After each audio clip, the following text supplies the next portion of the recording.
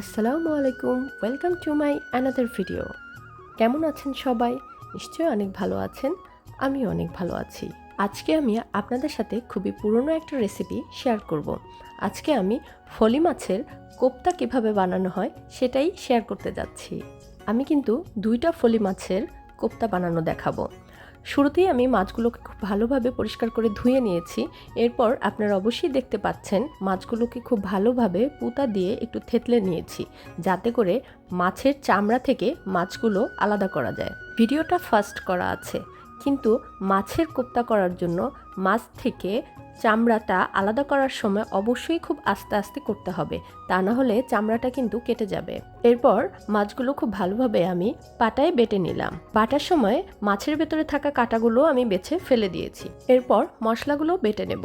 এখানে আমি পেঁয়াজ, আদা, কাঁচামরিচ আর গোটা জিরা একসাথে বেটে নিচ্ছি। মশলাগুলো খুব ভালোভাবে বাটা হয়ে গেলে এর সাথে আমি কিছু ধনিয়া পাতা দেব।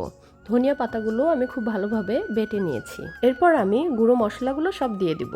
এর মধ্যে আমি ধনিয়া গুঁড়া, গরম মশলা গুঁড়া, হলুদের গুঁড়ো, এরপরে স্বাদমতো লবণ দিয়ে খুব ভালোভাবে মেখে নিচ্ছি। এখন আমি মাছের চামড়াগুলোর মধ্যে খুব ভালোভাবে মাছ এবং মশলাগুলো দিয়ে দেব।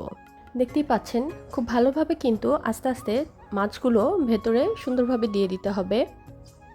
এরপরে আমি দুটো মাছের উপরে একটু হলুদ আর লবণ মাখিয়ে দিলাম, যাতে ফ্রাই করার পরে কালারটাও সুন্দর আসে এবং উপরের মাছটা খেতেও ভালো লাগে।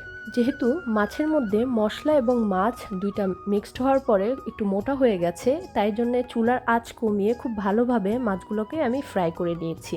এরপর মাছগুলোকে একটু টুকরো টুকরো করে আমি এপিট ওপিট দুপিটি খুব ভালোভাবে ফ্রাই করে নেব, যাতে মাছটা খেতে অনেক মজা লাগে। আপনারা চাইলে মাছটাকে আস্তেও রাখতে পারেন, তবে আমার এভাবে টুকরো টুকরো করে আবার দুপিট ভাজলে মাছটার যে টেস্টটা এটা আরও বেশি বেড়ে যায়। তৈরি হয়ে গেল খুবই মজাদার একটা রেসিপি এবং খুবই পুরনো একটা রেসিপি, ফলি মাছের কোপ্তা।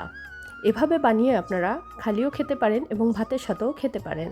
আমার করা রান্নার ভিডিওগুলো যদি আপনাদের ভালো লেগে থাকে তাহলে আমাকে বেশি বেশি সাপোর্ট করবেন। ধন্যবাদ সবাইকে।